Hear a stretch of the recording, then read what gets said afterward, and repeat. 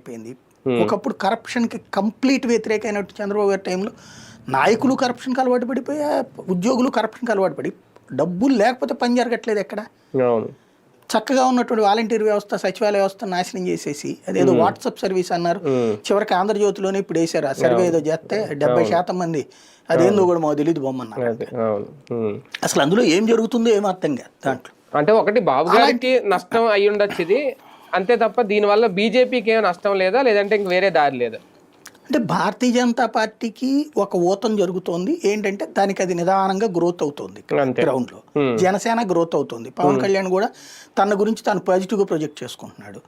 Media పేపర్లో చేతుల్లో ఉండి, సోషల్ మీడియా చేతుల్లో ఉండి కోట్లు డబ్బులు ఖర్చు పెడుతూ గ్రౌండ్ లెవెల్లో నా కార్యకర్తల్ని కంట్రోల్ చేయలేకపోవడం వల్ల నష్టపోతున్న తెలుగుదేశం.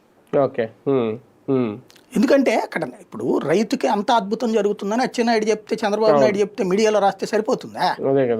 ఎరువుకు అక్కడ కూర్చున్నాడు, లేదులే మా ఊళ్ళో వరకు నేను కూర్చున్నాను పక్క ఊళ్ళలో బాగానే ఉన్నాడు అనుకుంటాడా? అట్లా అనుకుంటే ఏ ఊరికి ఆ ఊరు రైతు మాత్రం సఫరేగా మొదట్లో అట్లా ఉండేది. చంద్రబాబు గారి వర్కింగ్ స్టైల్ ఎట్లా ఉంటుంది అంటే ఫీల్ అయ్యేవాడు నా వరకే తప్పించి మిగతాదంతా బాగా చూస్తున్నాడు అనుకునేవాళ్ళు. ఇప్పుడు అట్లా లేదు, సోషల్ మీడియా వచ్చేసింది కదా. ప్రతి ఊళ్ళల్లో ఎరువుకు సమస్య వస్తే రైతుకి ఇంక అంతకు మించిన సమస్య ఏంటండి? ఎరువు విత్తనాలకి అదే కదా కావాల్సింది. ఇన్సూరెన్స్ కూడా కట్టకపోతే ఏంది? అసలు చేయాల్సింది అదే కదా.